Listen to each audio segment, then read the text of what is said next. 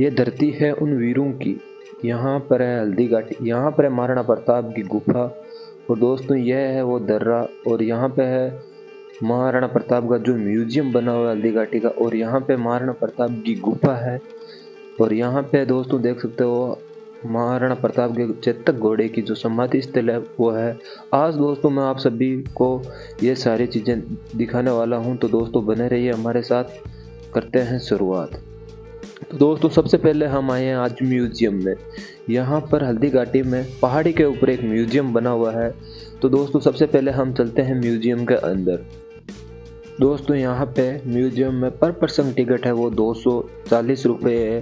तो दोस्तों अब चलते हैं सीधा म्यूजियम के अंदर। दोस्तों म्यूजियम के अंदर आते ही यहाँ पर आपको महाराणा प्रताप जी की प्रतिमा नजर आएगी। सामने आप भामाशाह को भी देख सकते हैं। पास ही में छाला मन्ना जी की जो मूर्ति है वो नजर आएगी, जो महाराणा प्रताप की तरह दिखते थे। महाराणा प्रताप जब युद्ध में घायल हो जाते थे उनकी सेना को नेतृत्व यही करते थे। और पास ही में भिल्लू के सरदार है, और यह है महाराणा प्रताप जी की मूर्ति है।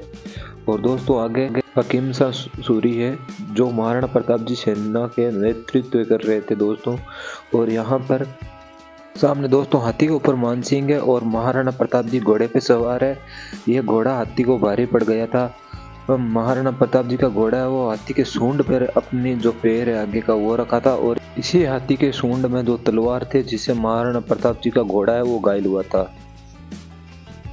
ने अपने घोड़े चेतक को गेड़ लगाकर मानसिंह के हाथी पर चढ़ा दिया और उस पर भाले से भरपूर वार किया। मानसिंह मेवाड़ की एक ऐसी मां थी जिसने अपने पुत्र का बलिदान देकर राजवंश की रक्षा की थी। उस मां का नाम पन्नाधार था।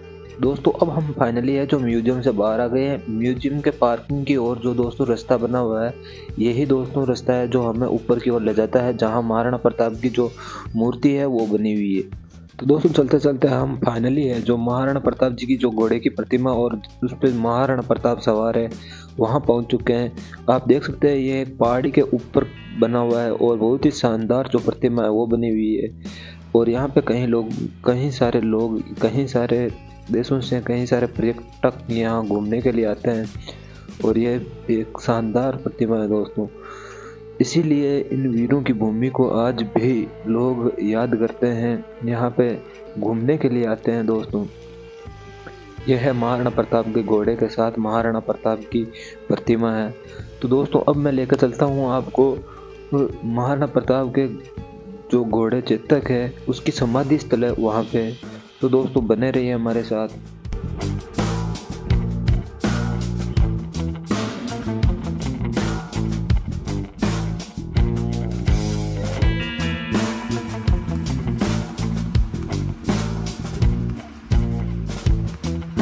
दोस्तों जैसा कि आपने देखा है अभी जो महाराणा प्रताप जी और उनके घोड़े की प्रतिमा बनी हुई थी, यह अभी के समय में बनाई गई है, प्राचीन समय की नहीं है दोस्तों। और यहाँ से एक बार अरावली पर्वतमाला देखिए आप कितनी शानदार नजर आती है। अब मैं लेकर चलता हूँ आपको सीधा महाराणा प्रताप जी के घोड़े की समाधि स्थल है वहाँ पे।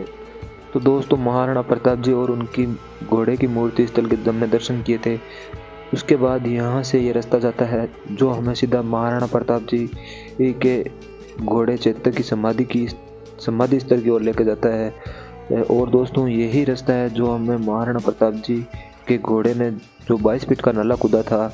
अगर वो वीडियो देखना है तो डिस्क्रिप्शन में आपको लिंक मिल जाएगी, वो जाके देख लीजिए, उसकी ओर लेके जाता है। तो दोस्तों अब चलते हैं हम सीधा महाराणा प्रताप जी के घोड़े की समाधि स्थल की ओर।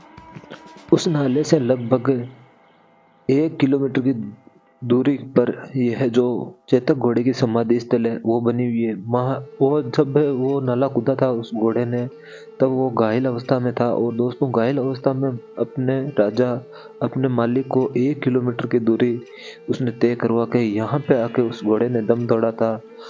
तो दोस्तों ऐसी कुछ ये वाटिका बनी हुई है। और यहाँ पे जो चेतक घोड़े के बारे में और लिखा हुआ है महाराणा प्रताप जी के बारे में, वो यहाँ पे वीडियो को पॉज करके आप एक बार इसे देख सकते हो।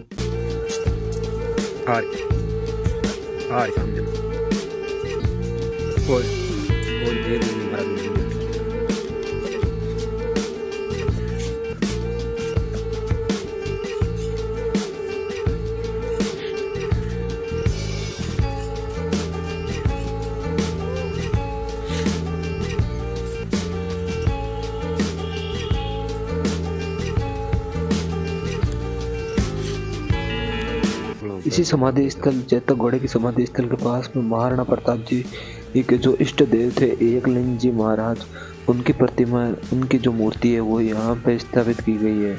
इसके बाद हम चलते हैं महाराणा प्रताप जी की गुफा में, जहाँ पर महाराणा प्रताप जी ने अपने महल को छोड़ के इस गुफा में जो कार्यकाल बिताया था, इस गुफा में हम पहुँच चुके हैं दोस्तों। यह है वो गुफा जहाँ महाराणा प्रताप जी ने अपने 2 या 3 साल यहाँ पे बिताए थे। सारा कार्य यहीं से संभाला था दोस्तों। और यहाँ पे दोस्तों एक झरना है जो लगातार, एक शिवलिंग है उसके ऊपर लगातार वो झरना गिर रहा है। यह शिवलिंग है दोस्तों पीपल के पेड़ के नीचे, और यह जो झरना है वो दोस्तों लगातार यहाँ नीचे की ओर गिर रहा है। यह दोस्तों तब से झरना है वो आज तक दोस्तों झरना ये कभी बंद नहीं हुआ, लगातार गिर रहा है दोस्तों। एक देख सकते हो आप, यह वो झरना है। और यहाँ पे 2 पानी की जो बड़ी बड़ी बनाई हुई है, और यह वो शिवलिंग है दोस्तों जहाँ पर महाराणा प्रताप जी और उनके सैनिक है वो यहाँ पे बैठ के मीटिंग किया करते थे दोस्तों। और यह महाराणा प्रताप जी की गुफा, जिन्होंने घास फूस की रोटियाँ खाई थी और अपना कठिन समय यहाँ पर बिताया था, यह है वो गुफा दोस्तों। हम अंदर चल के आपको इस गुफा का जो एक बार दर्शन वो करवा देते हैं, किस प्रकार से गुफा बनी हुई है दोस्तों। यहाँ पे एक सामने की ओर जो अब बनाया हुआ है, और यह कुछ इस प्रकार इस गुफा के अंदर एक मकान टाइप का कुछ बनाया हुआ है, घर टाइप का, और आगे बहुत अंधेरा है। मैं एक बार टॉर्च चला के आपको इसे दिखा देता हूँ कि ये आगे क्या है। ज़्यादा तो दोस्तों कुछ पता नहीं चलेगा, लेकिन देख सकते हो कुछ इस प्रकार की गुफा है। यहाँ पे एक गणेश जी की मूर्ति है वो बनी हुई है। ये गुफा है पूरी दोस्तों ब्लैक हो चुकी है, काली काले, और सामने से कुछ इस प्रकार से यह गुफा है। आगे एक गुफा और जाती है दोस्तों। यहाँ पे एक बिस्तर है। गेट खुला है, गेट खुला है, खुला है, छोटे से दरवाजा है। चमका दे भाई, चमका दे।